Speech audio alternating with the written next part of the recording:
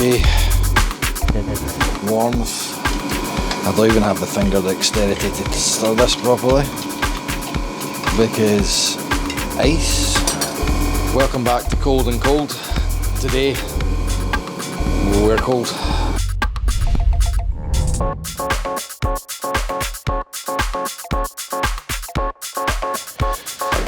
Okay, last season of auto test with the MX5. Finished 5th, we covered all that.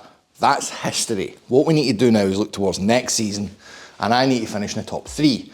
Now, there are a number of different ways that you can gain places in a championship.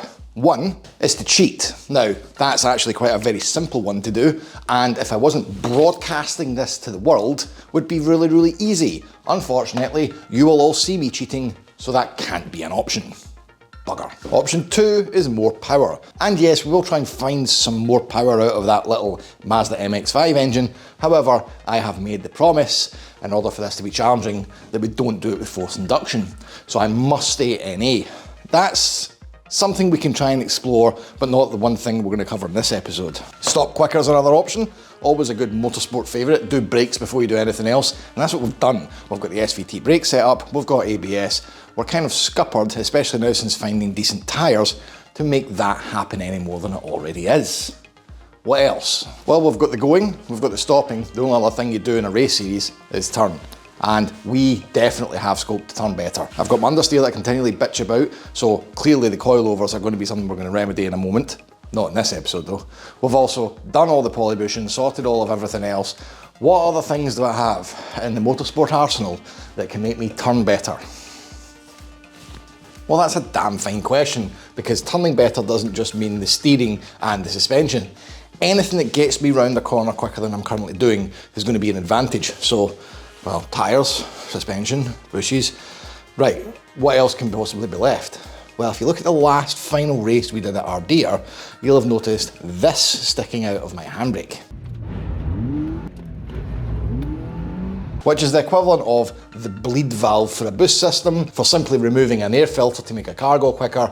It is the most minge bag way to create a proper handbrake. Now, a normal handbrake you'll notice has the little ratchet thing. That's great, and if you're only going to use it once or twice to actually help do a handbrake turn like all the youth love, you can hold the button in and then put it down again.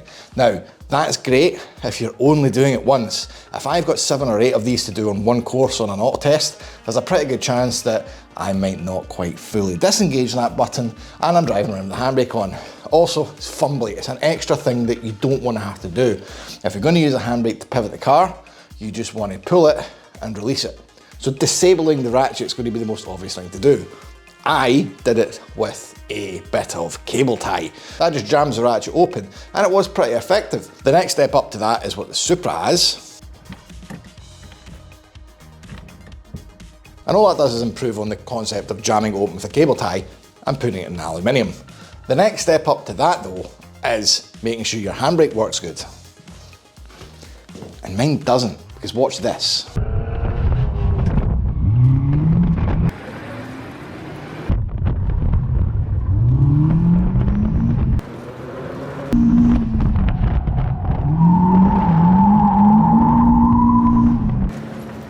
What? That's me pulling the handbrake and absolutely shit all happening. That's because the back brakes in the MX5 are cable actuated. That means the cable pulls a little cam, which basically pushes open the piston and really is just far too convoluted. If you're going to stop on a hill with it, it's fine. But if you're going to want it to stop already mobile wheels and brake traction, then this happens.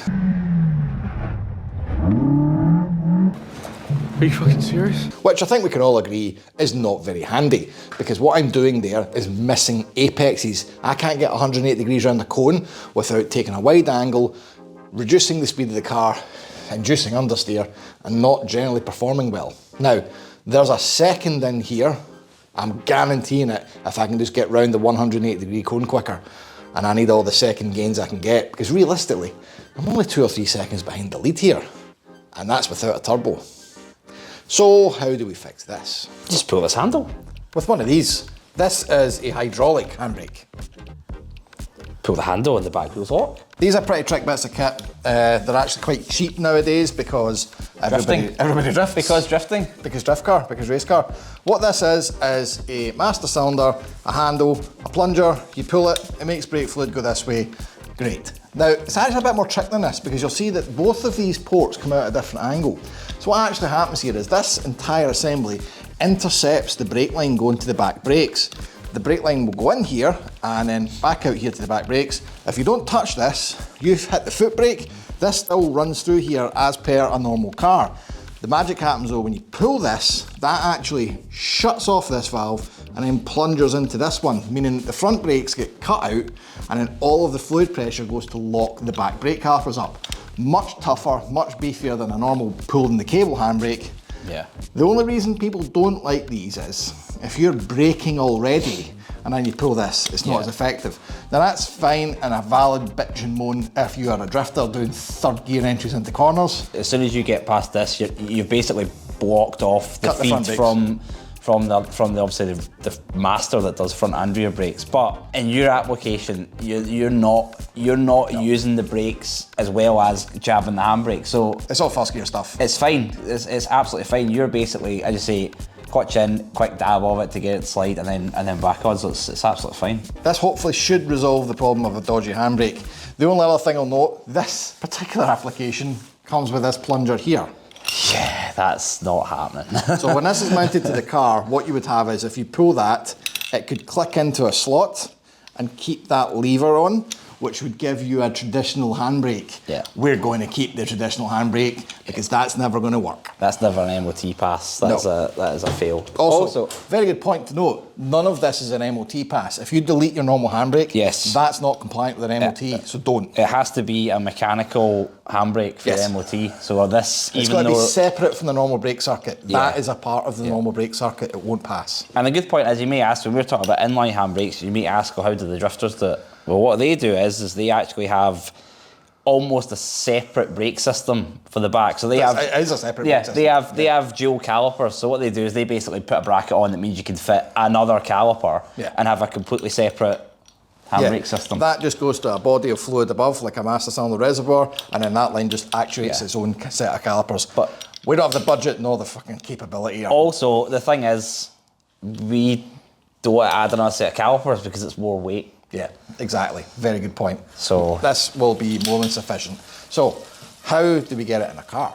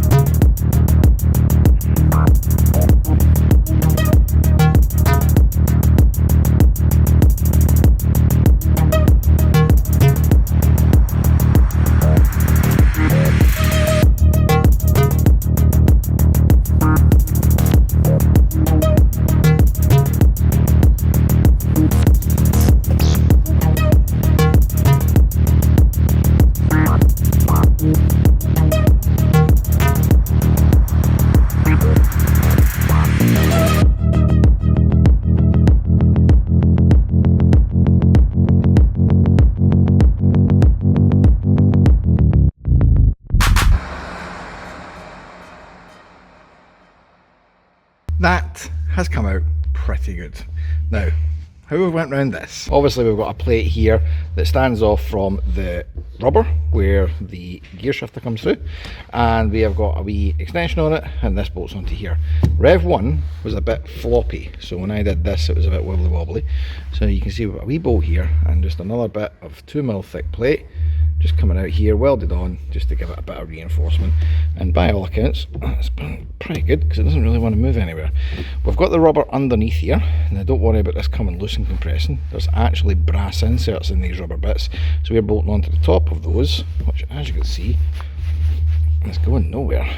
And we still have full insulation from below, which is why I like to call a winner. So, what's next? Well, now we need to make it look neat, which is going to mean butchering. So I bought a spare.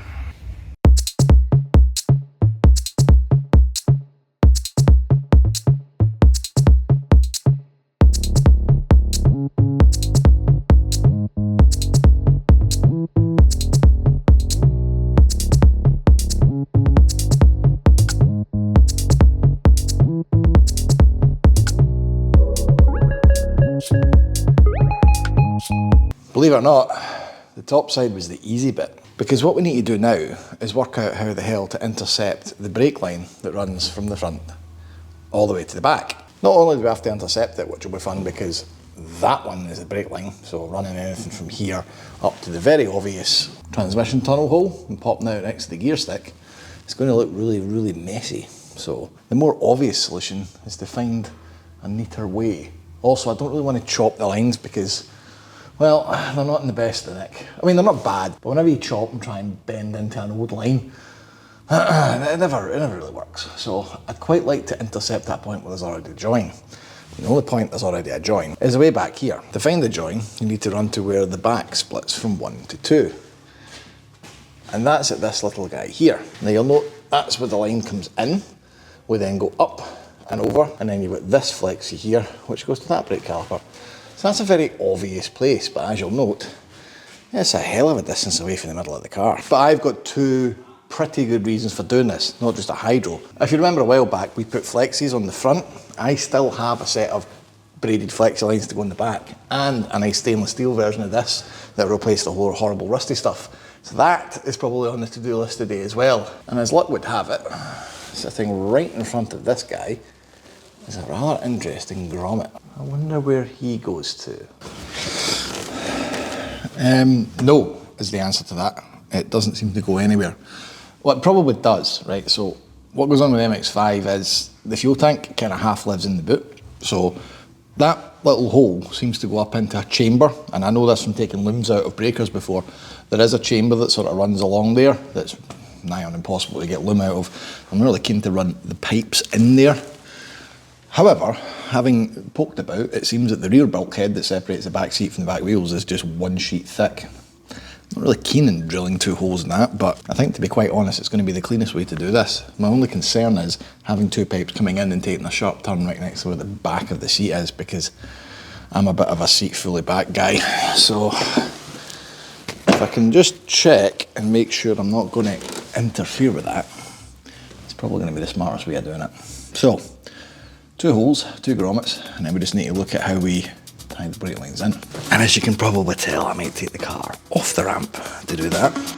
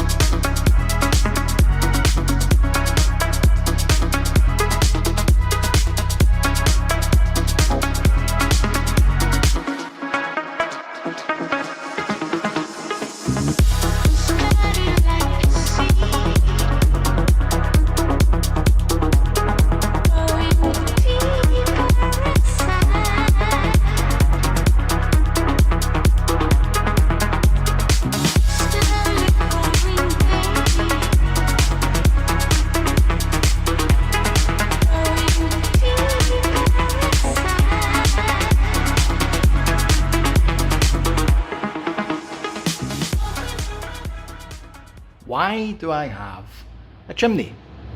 Good question. And it's all to do with preventing the loss of brake fluid. Now, you'll note earlier on, we welded up one of these fittings. I put that on the end of the feed to the back brakes. Now, that has more or less stopped my entire master cylinder emptying.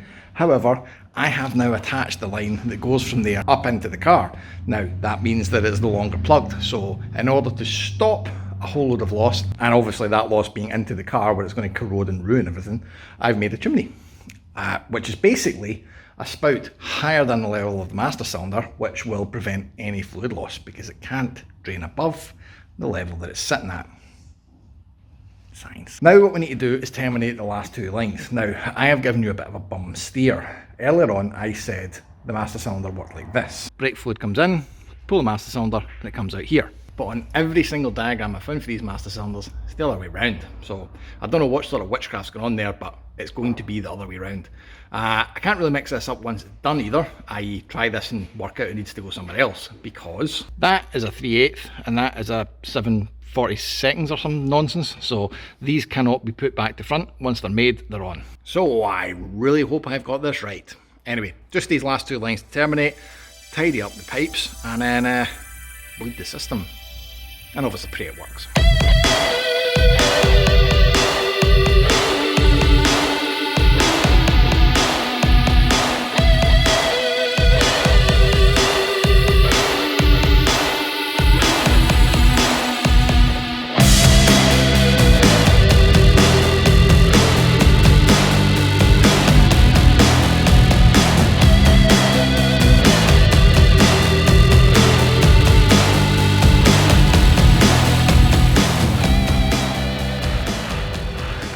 I'm gonna let you finish that, and I'm gonna let the worst sounding transit van in the world clatter itself into an early grave. I think it's a transit van. I don't know, it's something out there, but every evening, whatever business is out there puts whatever shitey cars they've got. But they just move it from there to there. Yeah, but you've got to do the clatter forward. I don't even know if you'll catch it, but hopefully not. It's a smooth sounding engine. Smooth sound. Can you inhale quicker? Right, okay. I'm pretty sure I'm hitting some TOS issue here with YouTube filming you doing that, but you know. just put it out. There you go. You wanted it finished. There you go. It's finished. Right. Come in the camera. There you go. You can hold this. Right. There you go. Right. So just every day you test me. Right. So hydro completed it, mate. There are some wins and some losses with this. So the first and the foremost is we've still got original handbrake. Great. Which is MOT requirement. MOT compliance. We have gears which work all the way right into reverse without clattering into anything. And as you look, it's nice. Look. And it's centre console still here. I've still got the cup holders. Still got electric windows. All of this still there, and it fits. The only bit is literally the hydro that's just sticking out the side, but that's because the centre console is just too small on these to hide it. Just a big Terminator's erection. It's good. It's good. You'd never know it was there. It is quite intrusive. I mean, I'm a big guy, and I'm touching it, but it's not interfering with the driving position, which is fine. Between the wheel, I've taken it out of drive, obviously. So between the wheel and here, the temptation is to go first to second. Yes. That's a problem. You get used to that. I'll get used to it. Go for the low gear stick, not the high gear stick. Or we just get one of those high gear sticks. Just make them both high gear sticks. Yeah, just now it's really confusing. But anyway, the issues though. There is one drawback to the inline setup, isn't there? Yes, and that is when you put your foot in the brake. Now, I think this might be the real reason, as we touched on earlier on, that the drift team actually go for separate caliper systems, because if I put my foot in the brake... Yes. So you have to actually pressurise the cylinder, which has a bit of, obviously, movement in it. Yes. Before it pressurises the brakes. So you've got... There is now extra travel on my foot pedal. A wee bit of extra travel. Which is good, because you don't need brake lights. You'll see when you're riding the brakes, because this brake indicator will go, you have brakes on. But, you know, I can live with it. I now acknowledge that I now have more pedal travel. I'll make do. So, we'll see if there's I'm going to have a wee bit of a research. There might be some way to deal with that, but for the moment, it works. You will note there is hee-haw travel before that comes on. It does need a fair old whack. Now, I thought this would be great, you know, drive along Arrivant and give that a wee stab and then it locks them up. No, you give that a stab and it just goes, the car's slowing down. You need to bang it. Yeah. Why? Just take your lawnmower out for a wee... Yeah, I mean, I think the thing is though, with their setups, they've got quite a bit more caliper. They've and probably, disc. I mean, there's a bit more to theirs. This is still, I mean, this is 50 quid, really. This is entry level hydro. Yeah, so we will at some point test the difference on this compared to this and see if it's actually going to work. I mean, it does lock both wheels up if you give it a good stab, and it'll hopefully do the thing. I mean, I think the thing as well is you're using it as you're kind of starting to go into a corner. So Yeah. I think it's going to walk. My test is going to be first gear, max RPM, pull it. Because all of the times where I'm going to have to do a pirouette is when I'm at the top of first and then I go bang. So that's going to be what, 25 mile an hour? Yeah. That's quite a bit of pace for this. That's got to lock and keep the wheels locked for 180 degrees of movement. So that's the test. If it does that in first gear, we're on a winner. So Which I think it will. It should do. It should do. But that solves that. We'll obviously do other things. Still to come, more improvements and coilovers. I promise, coilovers. Yes. Someone once said that dampers are a worthwhile investment, didn't they? Yeah, you repeatedly. Yeah. But that's not going to be in this episode. So for the moment, patreon.com/toolsandtrack. Help, support, no ads, blah, blah, blah. It's, you know, the only way we actually get things. Not this, but Daniel can. Thank you. Like, bell, and subscribe if that's not for you. Fully understand. And until next weekend, guys, drive safe. That's plenty. That'll do. Now, that more or less stopped a lot of breakthrough. And that more or less stopped a lot of breakthrough. I'll get there eventually.